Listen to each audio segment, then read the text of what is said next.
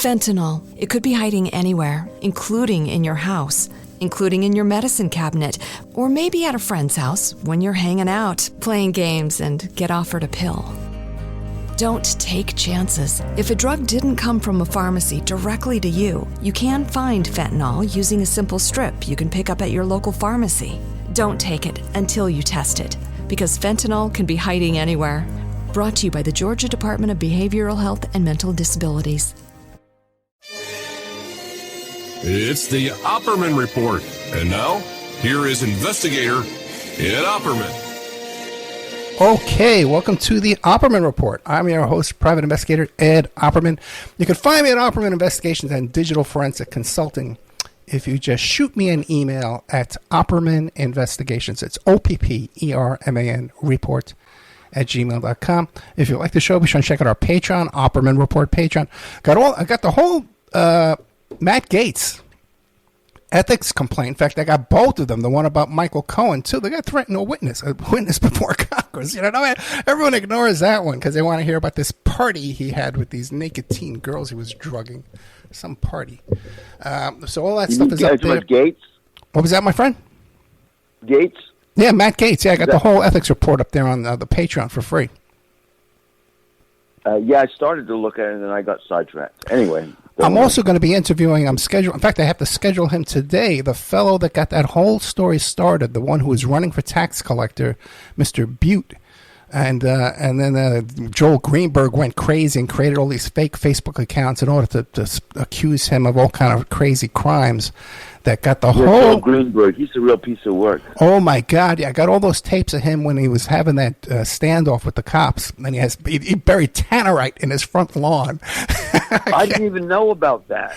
No one knows about it, man. There's two great videos of him where he said his soon-to-be ex-wife's house with his ankle bracelet on there, and she's calling him. She's whispering, he's on drugs, but his parents are so rich they're buying me a house. It's all on body cam. And then when they go to show up to arrest him for the violation of his bail conditions, they're negotiating with him, and they're joking around. Oh yeah, he got caught talking to little girls on his computer. They're joking around, these cops. Don't worry, Joel. We're not going to search your house. You're not going to be dope sick in prison. We'll get you all your medications you need. And then he's telling him, my God. "Oh no, it's the greatest thing in the world." And then he's telling him how he buried tannerite with screws and nails, and I'm an excellent shot. You'll never know my position. And these are all his friends he's talking to. But anyway, all that stuff is up there, and I have upcoming guests with the Matt Gaetz saga. But today we have Steve Kopesky and the great Ted Rubinstein. And this is part 3 of our serial drama on the Jimmy Hoffa story. We're going to be part 3 on Jimmy Hoffa. So who wants to start? Do one of you guys want to do some quick introductions? People probably remember you by now. But let's get some quick introductions here for Ted Rubinstein and Steve Kopesky. Yes, well, I'm a long-time researcher. I've been researching the field of parapolitics for donkey's years, as they would say in Britain. And I specialize mainly in organized crime and the Kennedy assassination. And I've worked with a lot of people over the years, and they include Mae Brussel, who I didn't really work with her, but she would call me on the phone and consult with me occasionally about stuff. And Dave Emery, who's had he was doing podcasting before there was podcasting. He's got a great show. Has had it for years and years. It's called For the Record now. And then I've also worked with Peter Dale Scott a little bit. I indexed one of his manuscripts, and you can't say enough about Peter Dale Scott. This research that we've done in the field of parapolitics would have gotten nowhere if it wasn't for Peter Dale Scott and his epic works. You know, I think I actually did one of the last interviews that he's done. And even that was about 10 years ago. Has he done anything recently? I don't think so, right? Just that memorial thing, that fundraiser. I think he's done one with Aaron Good, and is that right, Steve? Yeah. So he's actually he's doing interviews, or he's co-hosting? I don't want to speak for him, but the last interview I heard him talk about, which was within the last few years, he said that he's not super interested in doing interviews anymore, just because his words, not mine. He says with his age, he forgets enough stuff that he doesn't want to, go on. Do I know the feeling? Yeah, I know, man. But what are you going to do? Going to let these young punks take over and screw everything up, man? Just make it. And you know what? I was talking to Steve off the air. These characters, so all they do is interview each other. That's true. This crew of guys interviewing each other. It's like a circle, a sewing circle in the old days. That's what you were going to say. Yeah, I thought you were going to say something else. No, bunch of jerks. But anyway, let's get to the point here. Let's get back to Jimmy Hoffa here. A quick introduction by Ted Rubinstein. By the way, too, people can check out Sunday mornings. I do May Brussels. I play the archives over there at the Opera Report Spreaker channel. But also Steve Kopesky. Give us a quick intro, then let's get right back into it. We're already 5 minutes into the show. Yeah, I guess I'll cut it quick. I am Ted Rubinstein's protege, and you're comfortable with me saying that, I think. It does crack me up, though, to hear it said publicly. It's valet and driver, like a Liberace. So, I try to follow in, the work that he's been doing over the years, and I rely heavily on the work of Peter Dale Scott myself, and my areas of interest are primarily deep politics and organized crime, and that really encompasses Jimmy Hoffa quite a bit. Also, like I said in the last one, trying to put this material together for the last few years, trying to maybe either a documentary if I can make, or probably a book maybe. But that's my story. Yeah, it would be nice to see a legit documentary out there. John I will add, doing some good work. Yeah, I'm a fan of John Pye. I will add, it's always funny if you listen to old May Brussels archives, as I do. I always get a kick anytime she mentions Ted's name. I always kind of chuckle. He's that old. Yeah. Okay, so where did we leave off in our journey of the great Jimmy Hoffa? Well, we were touching on the involvement in the Kennedy assassination. Now, Ted, I want you to get a chance to really put forth a lot of stuff. I've done a lot of my stuff up to this point. Now, we were saying, did we want to start with Edward Grady Parton? Yes, I think we should mention Edward Grady Parton, since he was such a prominent witness against Hoffa. I guess it was. Did he testify at the trial in Nashville, the so-called test fleet case? So it springs from it cut me off as soon as the 30 seconds is up. But the test, so in 1962, this is the second big trial after, in the first episode, we discussed the payoff with the spook lawyer who was inserted into Hoffa's life, John Saichisti. So this is going to be in 1962. It's called the Test Fleet Trial. Good thing to point out that this is actually a misdemeanor case that the government is pouring all kinds of money and resources into. A charge that... it probably would have only gotten Hoffa 2 years if he had been indicted on it, but that's a lot for a misdemeanor. Well, usually just 1 year on a misdemeanor. At least that's the way it is in California. No, that's everywhere in the States. Yeah, 1 year is a misdemeanor. You could only do 1 year in jail.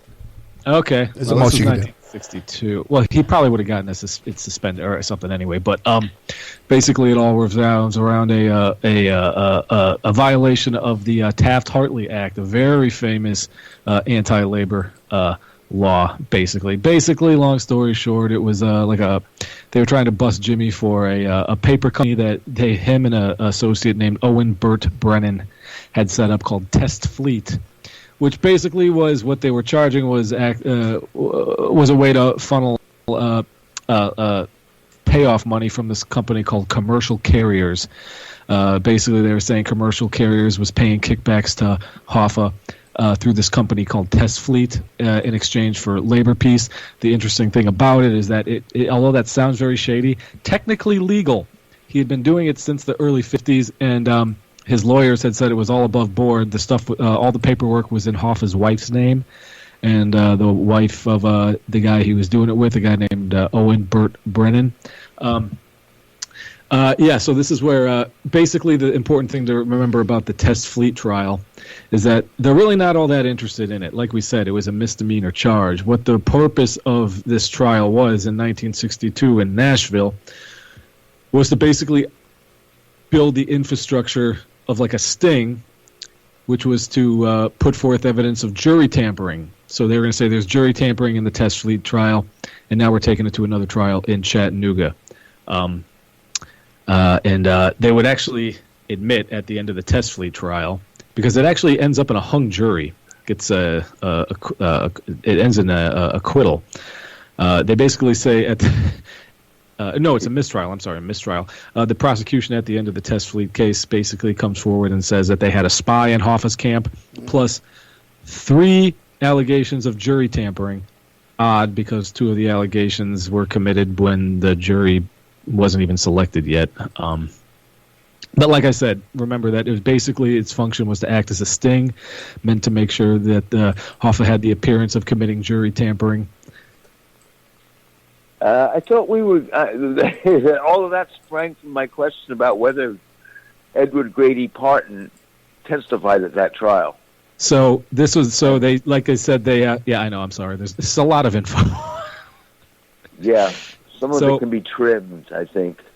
So like I mentioned, the prosecution came forward and said that they had a spy in Hoffa's camp plus 3 allegations of jury tampering, and that spy would turn out to be this guy, Edward Grady Parton, who he was a Louisiana Teamster and just a real lowlife who was sitting in jail. He had a very long record, all kinds of charges, including crimes involving violence and domestic violence, and he was in trouble for embezzling money out of his union, his Teamsters local in Louisiana, for assaulting a young woman, a young underage girl. He had killed a bunch of people in a hit and run. Well, that's what he was accused. Oh, no, it was a hit and run. Okay, yeah, hit and run, and then he had also helped a buddy kidnap his buddy's kids in a custody dispute. So he's sitting in jail for all of that when all of a sudden he has a change of heart, and he seeks out Walter Sheridan to with this new change of heart that he wants to help bust Jimmy Hoffa. And Walter Sheridan is known as Robert Kennedy's chief investigator. Pretty much long-time loyalist. And after Robert Kennedy was killed, Sheridan went on to work for Edward Kennedy. Yes. And he wrote a thick book, it's like, I don't know how many, 600 pages, called The Fall and Rise of Jimmy Hoffa. Mm-hmm. That's a real deep dive into the Teamsters and Hoffa and the corruption. It's not very readable. From the RFK point of view, it's very one-sided, of course, but filled with fascinating information. It's not very readable, but it is a good reference, so it's mostly good for checking the index and looking for names and stuff. Right. So Edward Grady Parton is a more notorious figure than Hoffa. That's the point we were trying to make. Yes. At least that I would make. And then he comes up with some sensational allegations involving Hoffa wanting to kill RFK. Specifically, he knows that RFK drives around Washington in a convertible, and he suggested killing him with a rifle, in open-air convertible, and that would be a good way to do it, which is kind of interesting because it's somewhat how JFK ended up being killed, to say the least. But in the course of investigating whether Parton's claims had merit, he was given a polygraph, or maybe he was, in fact, he was polygraphed several times. Mm-hmm. And although it's been said that he passed with flying colors by one Dan Moldea, it seems more like the case that the only way they would able to get him to pass the polygraph was to conduct several more interrogations using the polygraph, and then changing the order of the questions. And anyway, finally they apparently got the result that they wanted, and so they never brought this case to court. They never charged Hoffa with plotting to kill RFK, but it became part of the literature and part of the story about whether Ed Parton had credibility. And you want to pick up from here? Yeah, I mean, overall, I think like Ted said, Parton was a much more sinister character than they let on. Actually, in the media leading up to it, Life magazine actually calls him just a minor offender. Oh, wow. If you remember a few minutes ago, I listed off just the stuff we knew about, like abducting the kids in that custody fight, killing a bunch of people. There's also possession of a machine gun. Don't forget that one. I like that one. Yeah. Oh, yeah, possession of a machine gun. Perhaps he was part of the gun-running network to Castro. Mm. Yeah, that too. And Hoffa was also, we know that Hoffa supplied arms and stuff to Castro at the time that Castro was not known to be a notorious communist. Speaking of that, mentioned that before. No, there was a lot of funneling of supplies to Castro before he took the Marxist-Leninist position. I think most.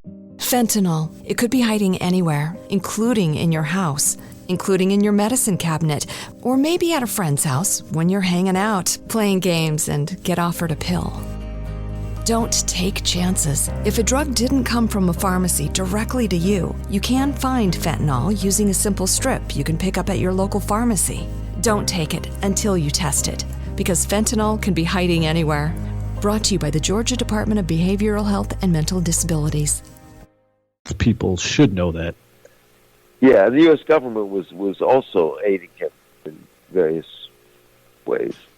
Well, they had he was a very popular figure at the time. Yes. And then it rapidly turned around.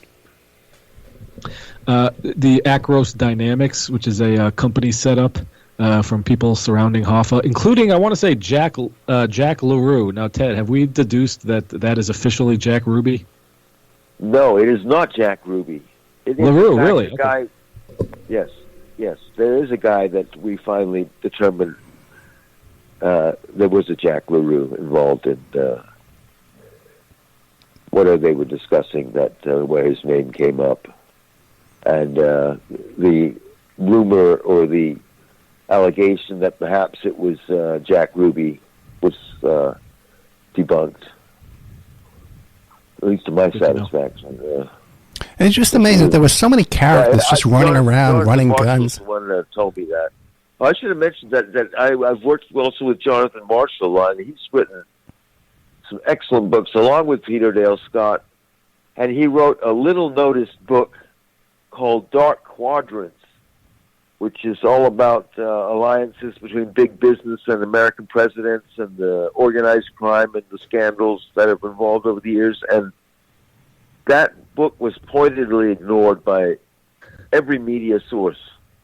It was just amazing. And it's so scholarly, so many footnotes, and they just tried to pretend that the book didn't exist. And he was very forgiving of that situation, and I was just appalled.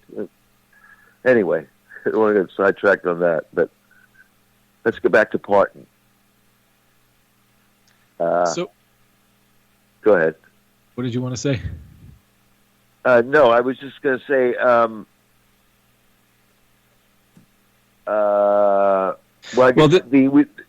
go ahead. Basically, so this character, Edward Grady Parton, is the guy that Walter Sheridan, and basically by Walter Sheridan, that could also be a stand-in for Bobby Kennedy. They decide to wire him up and send him into Hoffa's camp. And this is all in Nashville, so, in the evenings after trial, Parton makes his way up to Jimmy's room and basically starts to act as a doorman. He is a teamster. He is a gangster. So Hoffa did know him. And he's acting as like the doorman, but he's wired up by Walter Sheridan. And this would actually end up going all the way up to the Supreme Court after the case, where they basically ruled that no, Sheridan was actually a guy who had a genuine change of heart when he heard threats by Jimmy Hoffa to assassinate Bobby Kennedy. That offended him so much that he decided to flip and become a informant. So he goes in wired up, and he's their spy in the basically that comes out in the trial after the Test Fleet trial, where he also has basically a fake admission from Hoffa about that he has multiple jurors in his pocket, which is not documented. The thing about threatening to shoot Robert Kennedy in the convertible. Yeah. He was not wired up when that was allegedly made. No, correct? No, that's not in the wires. Right. No, not at all. And but that's from the polygraph test. Would we mention Dan Moldea at this point, because this is a big, hotly contested incident, especially in Kennedy assassination research? Yeah, we can mention him briefly, I would say. He's wrote an excellent book on all of this called The Hoffa Wars, Teamster Rebels, Politicians, and the Mob. He wrote that back in the 70s or 80s, or 78. 78, yeah. That's an excellent source. And it does have a few he's flaws, a big though. supporter of Edward Grady Partons, would you say? Yeah, Moldea himself is a protege of Sheridan, or he calls himself a protege of Walter Sheridan, so he pretty much accepts that Edward Grady Parton was a good witness who was telling the truth, despite the fact that they polygraphed him until they got the answers that they wanted, or the results they wanted, rather. And interesting enough, Moldea thinks that the mob was responsible for killing John Kennedy, but he does not believe that they had a role in the RFK case. But we'll get to that briefly, and we'll get to that shortly, I hope.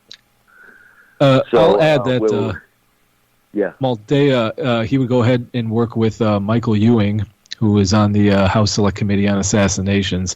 And it's been argued that Moldea's research contributes to G. Robert Blakey's final verdict on the case that Kennedy was murdered by organized crime. But then Ewing... Wait, one second. We're 20 minutes in.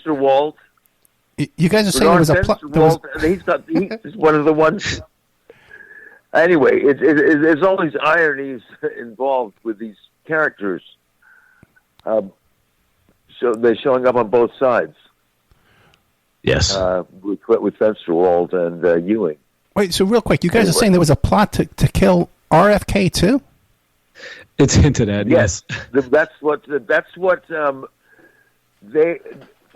was in prison with the infamous Carmine Galante. Okay. Mm-hmm. And Carmine Galante claims he heard Hoffa threaten to kill RFK.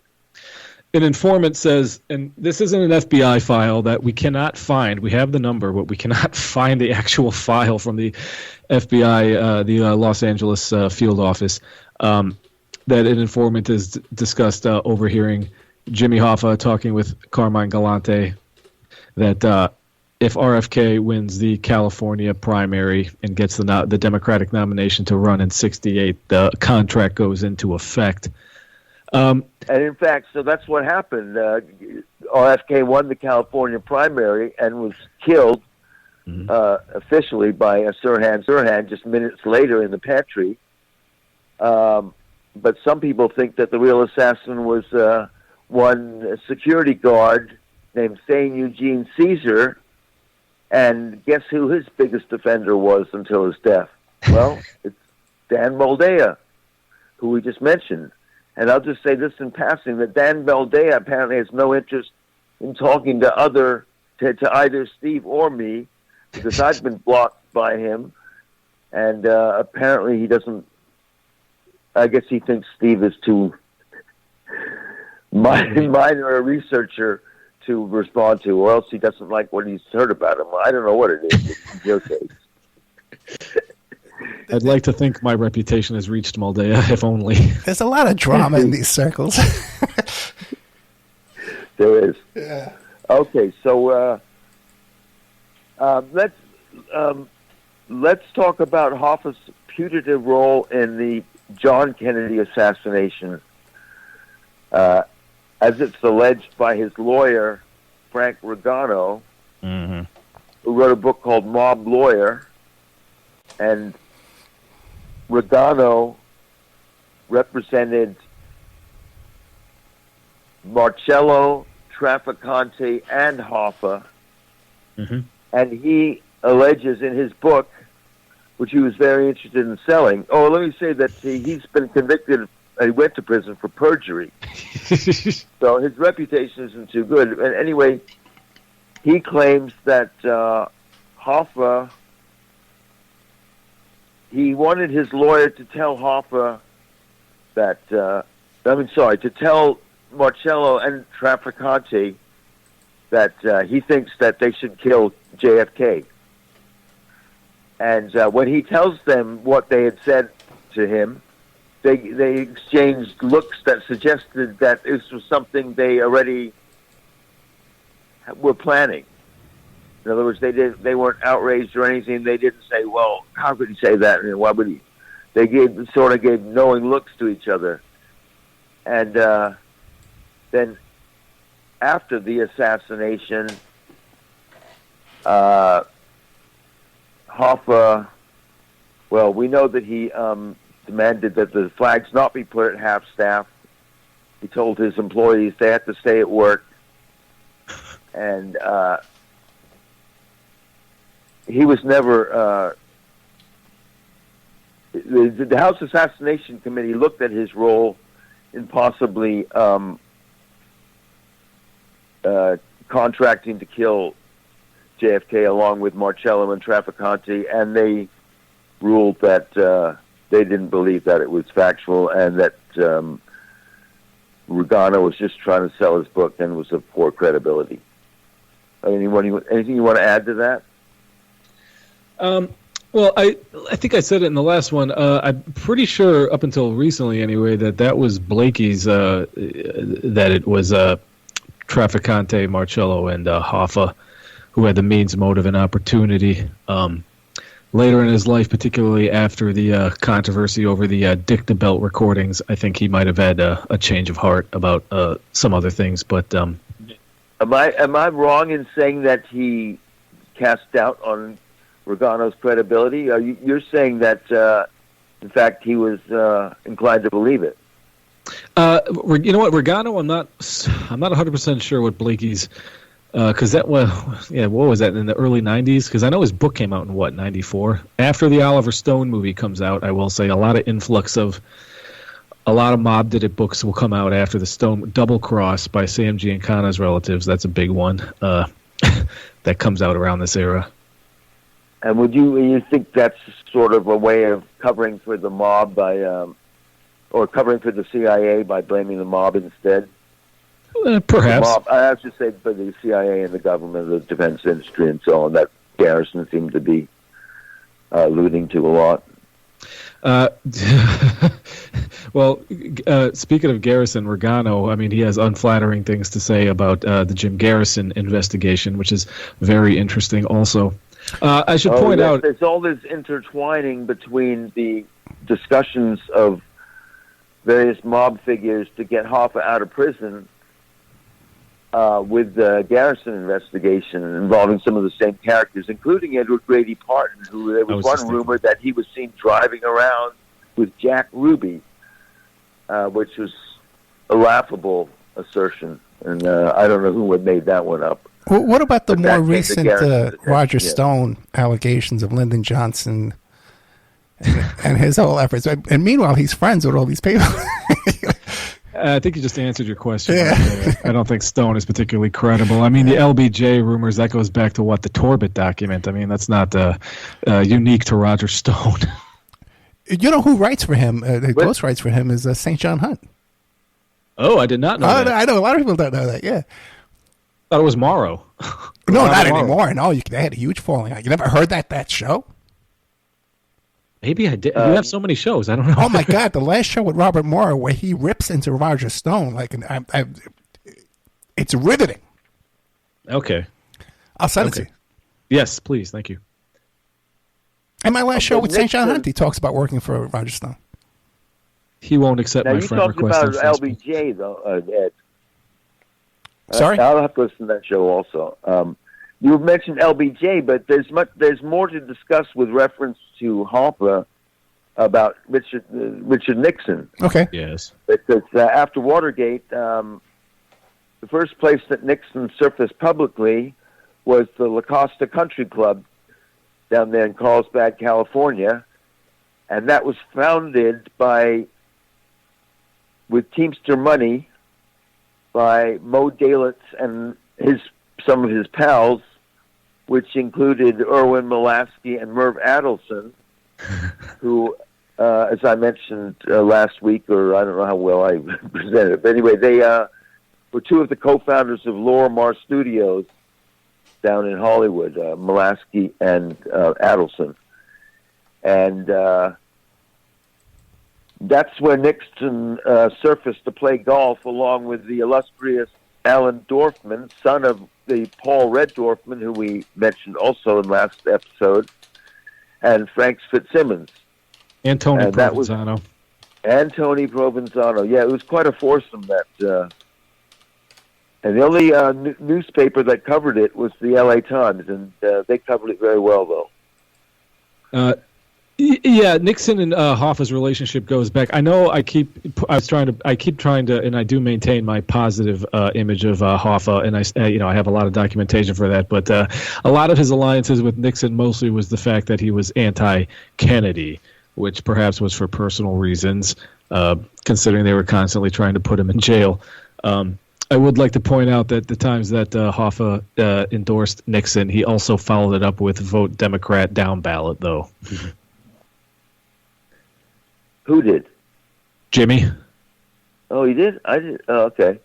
So LaCosta, one of the interesting things about LaCosta is sometimes it's said that one of the founders, or not necessarily was in his name, but one of the people who first started going to LaCosta was the infamous Eugene Hale Brading, whose name comes up in connection with both the Kennedy assassinations. Although there's no hard evidence that he was really... I mean, he was picked up at the scene of the John Kennedy assassination coming out of the Dow Tex building, but ultimately let go and not charged with anything. But he was also, by happenstance, in Los Angeles, 4 miles away from the ambassador when Robert Kennedy was killed. So, and then he was interviewed by the House Assassination Committee, and he told them that his current occupation was basically suing people who charged him with being involved with the Kennedy assassinations. So anyway, that's a little something about Eugene Hale Brading. As far as the mafia involvement in the Kennedy assassination, Brading is a name that pops up fairly early. I think one of the first implications of organized crime being responsible for JFK's murder was actually first in Ed Reed's book called The Grim Reapers, an old book on the mafia, which I do recommend, The Grim Reapers, where he repeats a threat by Carlos Marcello. This is the take the stone out of my shoe quote.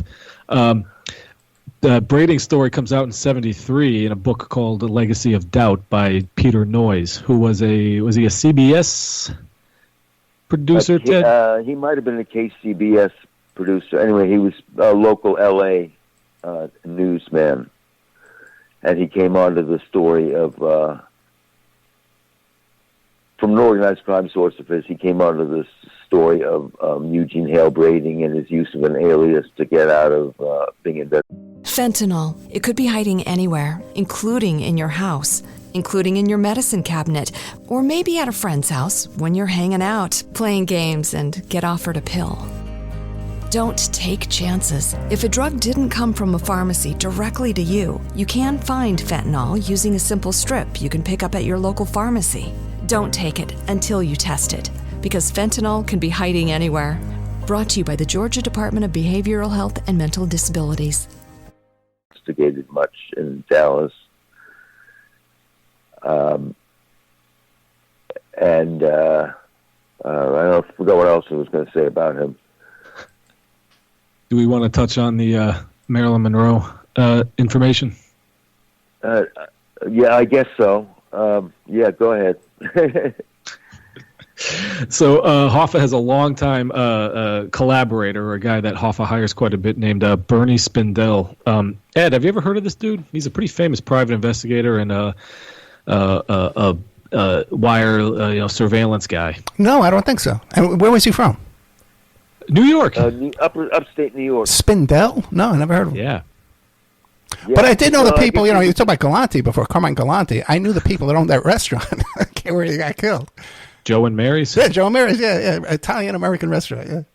If you're morbidly curious, I mean, the picture of him, it's a pretty famous picture with his cigar still clenched in his teeth. Yeah. It's a. Can you say his name publicly? Robin Saletti was the girl who I knew. They were like her aunts and uncles or parents or something like that. Okay, I'm not familiar with that name. Okay. No, she was a kid. No, but you say her parents owned the restaurant, and they presumably had the same name as she did. No. It could have been an uncle or something like that, but she was definitely, they owned that restaurant. Oh, okay. Gotcha. At the time, the next day in the newspaper when we do all hanging out. Okay, so where were we at? So, like I said, Jimmy's top wire guy, his specialist, Bernie Spindell. He helps Hoffa out quite a bit, helping him sweep his office. I mean, he gets that's a whole thing we definitely don't have time to touch on.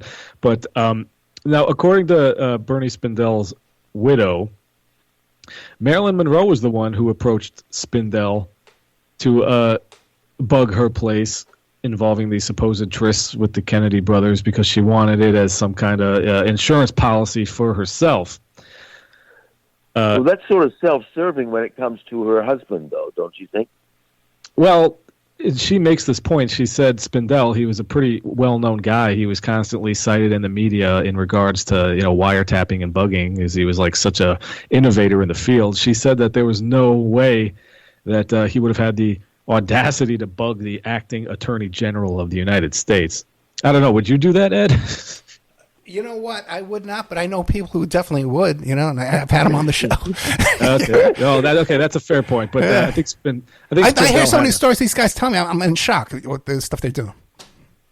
Well, I do buy that. I think he was in a position where, that's not the type of thing you want to get busted for, doing. But because Kennedy was the acting AG at the time.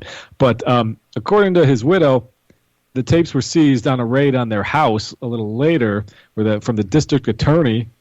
And apparently these tapes that were confiscated that Spindell had gotten from Marilyn Monroe that apparently, he wired up her house for this. They were confiscated and they were never able to get them back. But the fact that you believe that Hoffa was able to get a hold of them.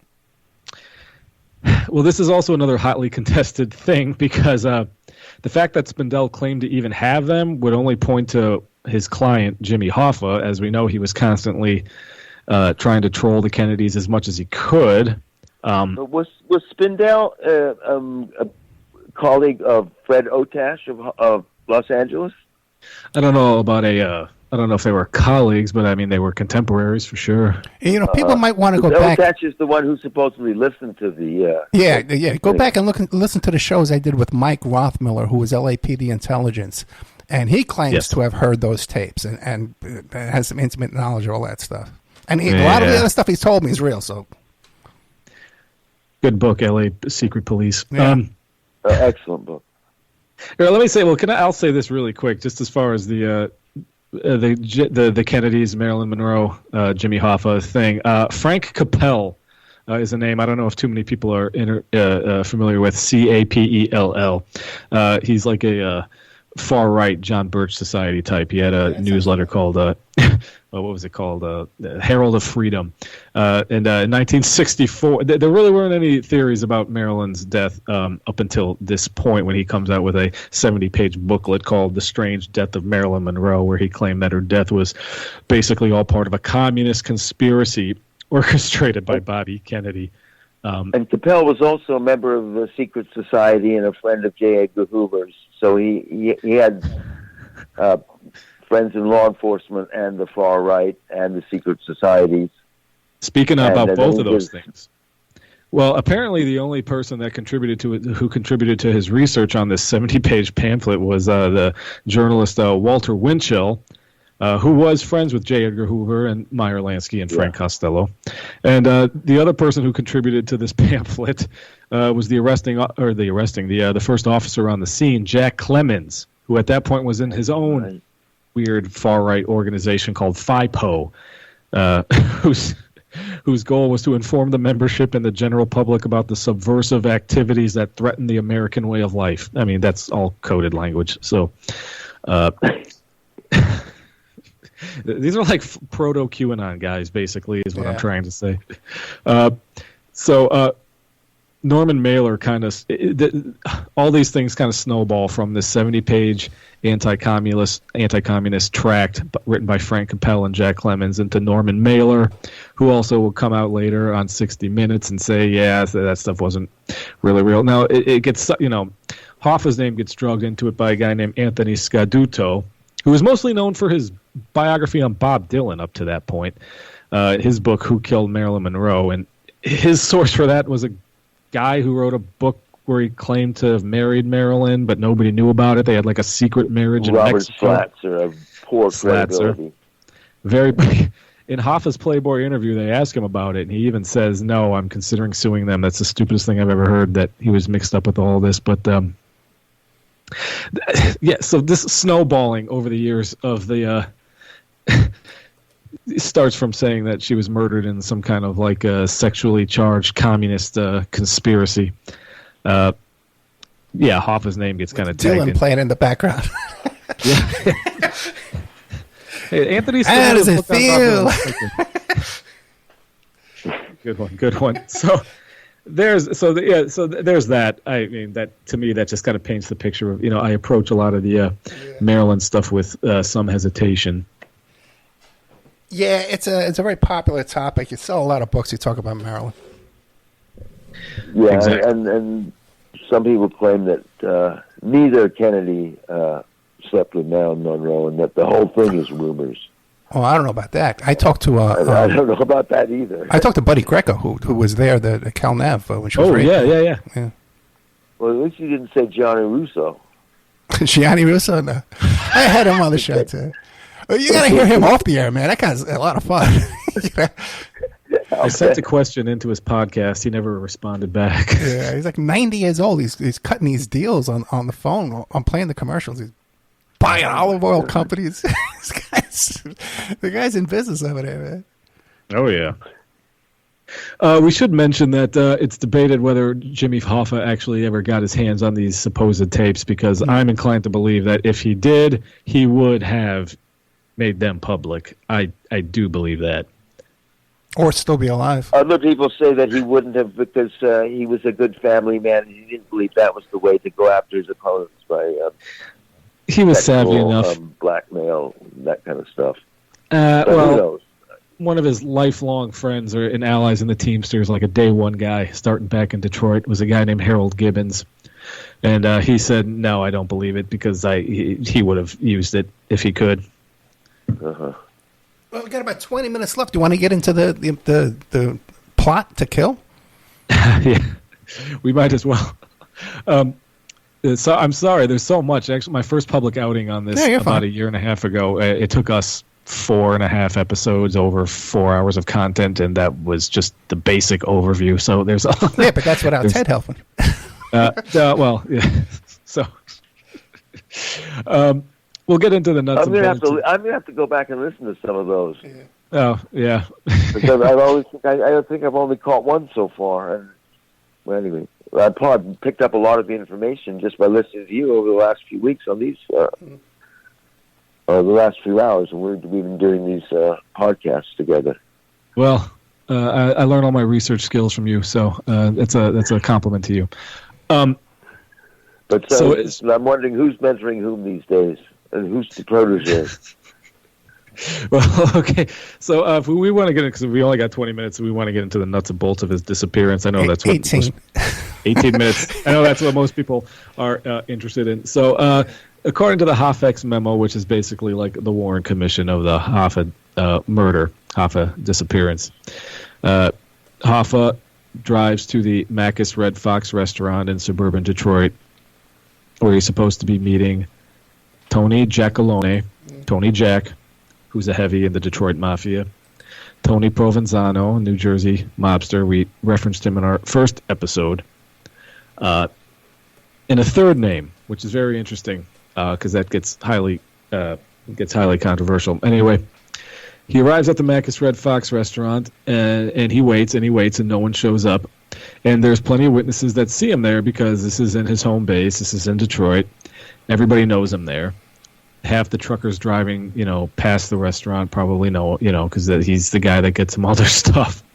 Now, he makes a phone call at a nearby payphone where he calls someone that was supposed to have come to the meeting with him, a guy named Louis Linto, who owns a limo, like a chauffeur agency. ASL is a company. And he calls, and he finally gets in touch with Linto, and he says the SOBs didn't show up. Now, around 2:45, it's on record that a maroon Mercury Marquis pulls up and picks him up. Now, there's 3 people in the car. Widely debated about who was the people in the car. For a long time, Chucky O'Brien, who is kind of like considered Jimmy Hoffa's foster son, is considered to be in the car. This import gangster in Tony Provenzano's crew, Sal Bergoglio, is widely believed to be in the car. And Tony Giacalone, the Detroit capo, is supposedly in the car. And that's about it as far as the documentation goes. He shows up for this meeting at the Macus Red Fox restaurant. He's supposed to be having a peace meeting with Tony Provenzano. We weren't able to get into a lot of the details on that one, unfortunately, with time constraints.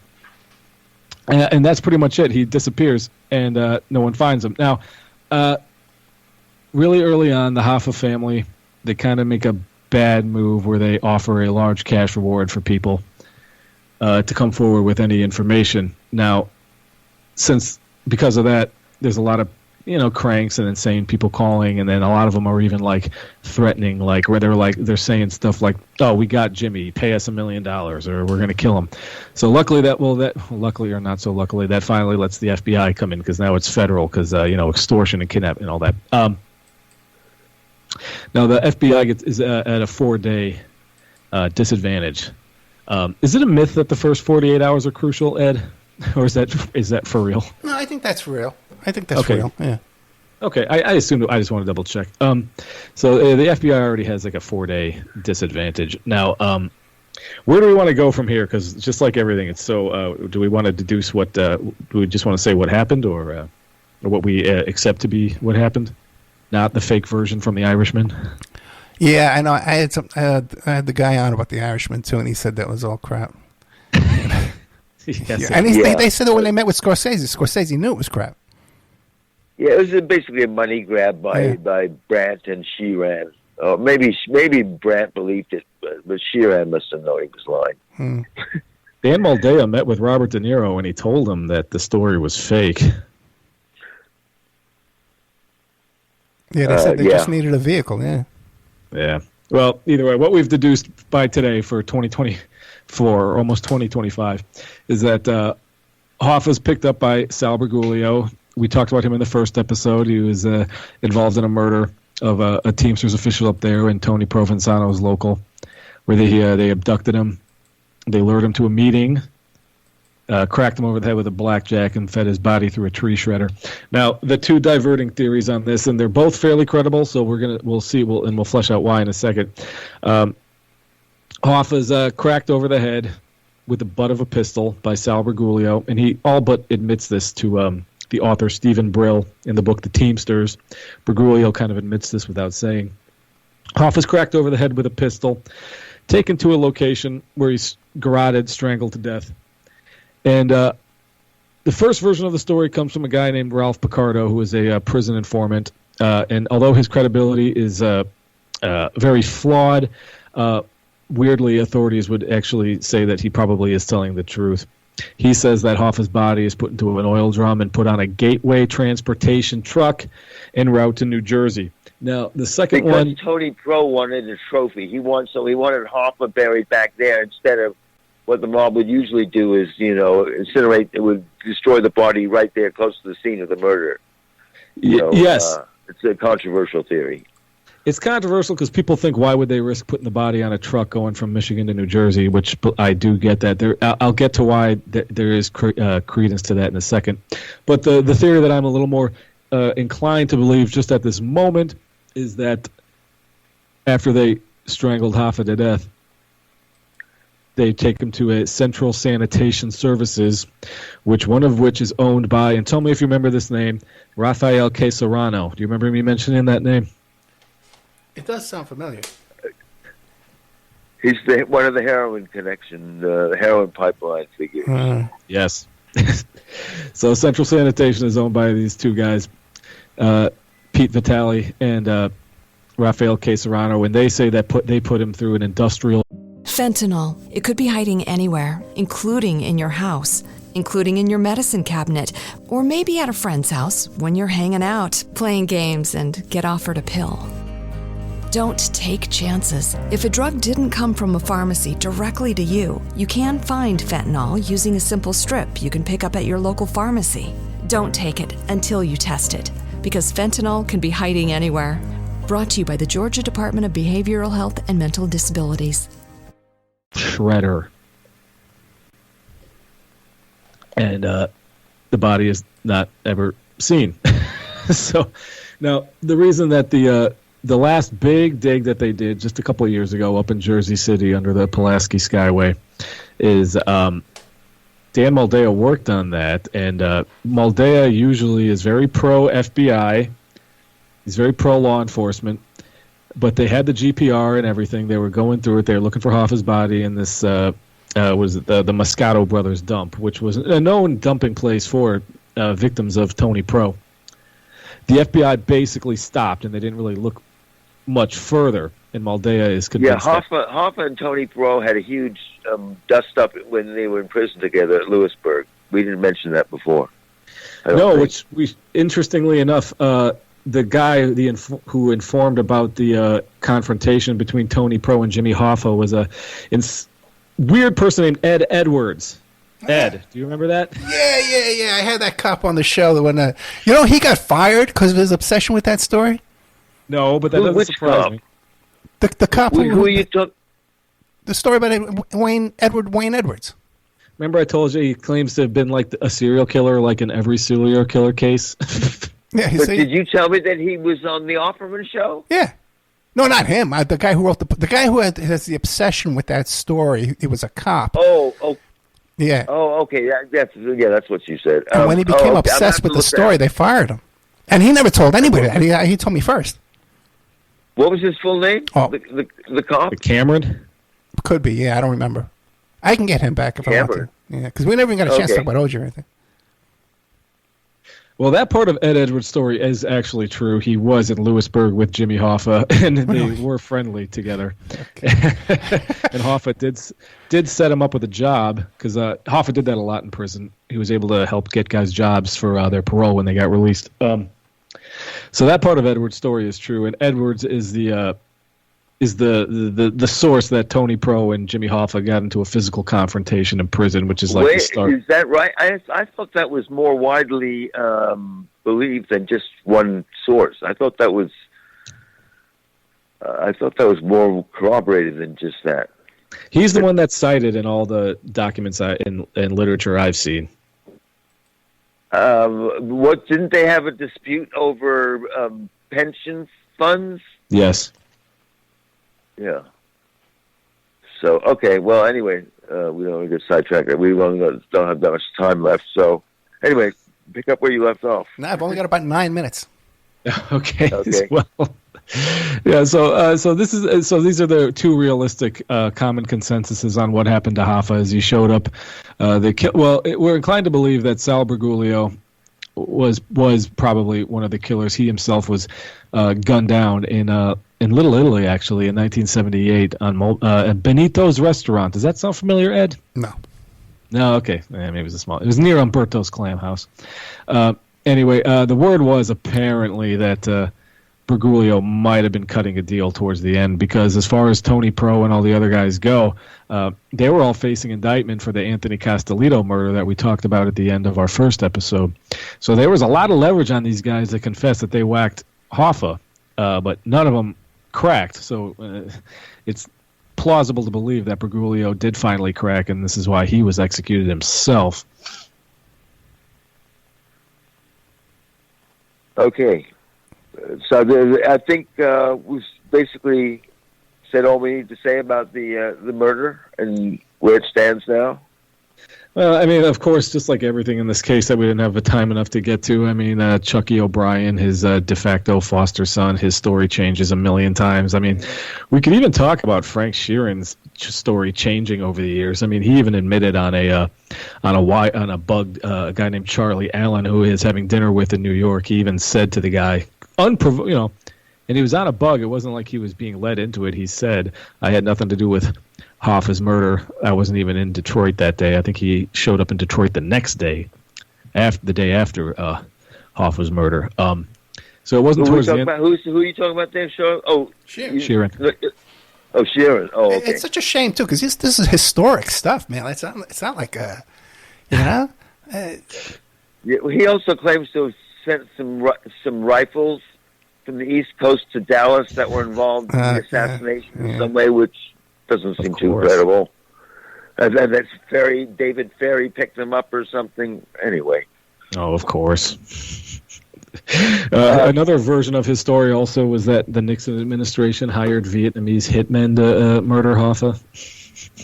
That's ridiculous. Hey, did you ever hear that story about that Ronald Reagan had that Vietnamese freedom fighter that used to travel around with him? You ever see that story? I think I heard it from you. Oh, okay. Yeah. All right. I think I heard it from you. Well, it's interesting that we don't have time to get into so many interesting things. Well, we can always come back. You guys can come back anytime you want. Oh, okay. There's connections with the Ronald Reagan administration with his Secretary of Labor, Raymond James Donovan, who seemed to have been at least friendly with Tony Provenzano. That all came up in his what do they call that? When they review appointments. Confirmation hearing. Yes, thank you. I'm sorry. I should have remembered that word. That's okay. Raymond Donovan's all his mafia ties ties that go directly to this clique, this crew of Tony Provenzano and Sal Bergoglio. That was all coming out in his confirmation hearings. And then we touched before on the Teamsters alliance with the LaRouches.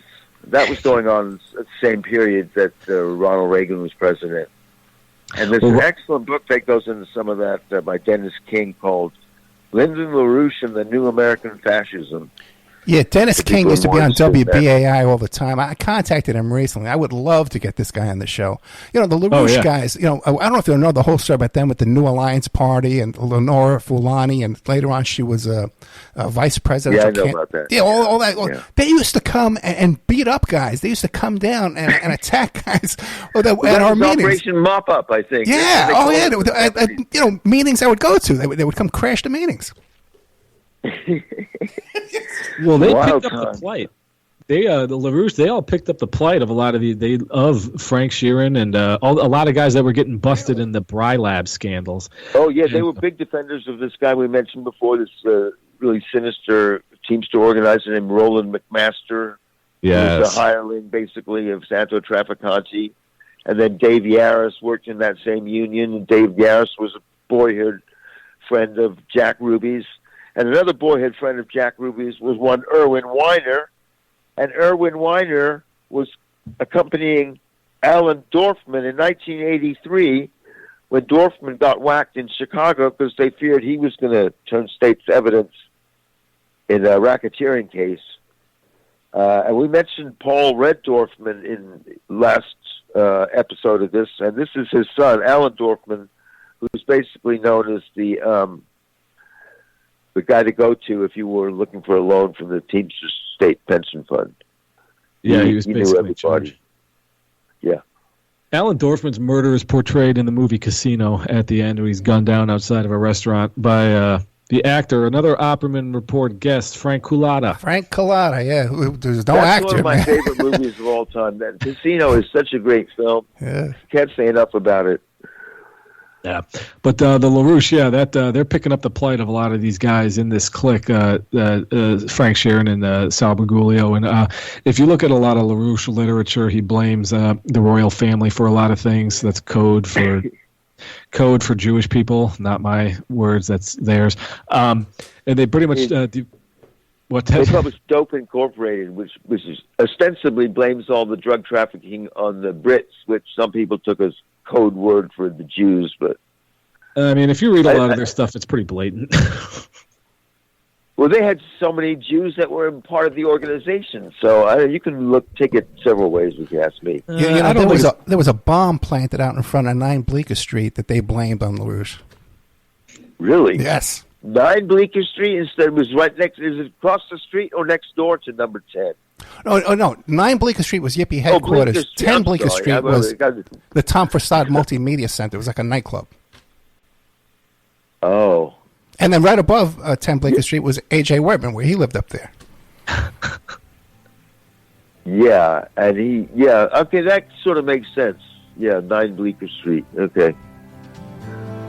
I should look that up because that sounds like an interesting chapter in the saga of the U.S. Labor Party. Yeah, right, U.S. Labor Party, right, that's what they were calling it. Yeah, the U.S. Labor Party. They blamed the U.S. Labor Party for putting that bomb out there. Some cop got damaged from that because it was leaning over. And then they a really interesting newspaper and a magazine, too. They had Executive Intelligence Review, and then they had a newspaper, which I subscribed to, called New Solidarity. And I wish that was still around because I got a lot of interesting information from that thing. Yeah. They changed their name later on, I think. Oh, yeah, they were all front groups for LaRouche. Yeah, they were. All right, we're out of time. We've been talking to the great Ted Rubinstein and the soon-to-be-great Steve Kopesky. 3 long hours, minutia on what's his name, Jimmy Hoffa. My goodness. Yes, this is a deep dive. No? A lot of great information. I think we could do another show.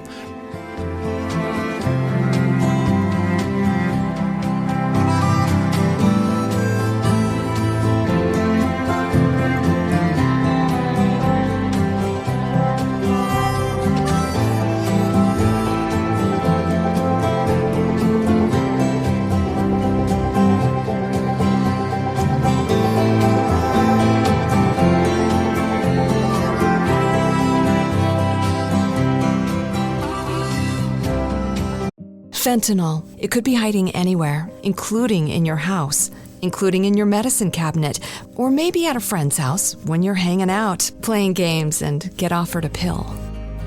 Don't take chances. If a drug didn't come from a pharmacy directly to you, you can find fentanyl using a simple strip you can pick up at your local pharmacy. Don't take it until you test it, because fentanyl can be hiding anywhere. Brought to you by the Georgia Department of Behavioral Health and Mental Disabilities.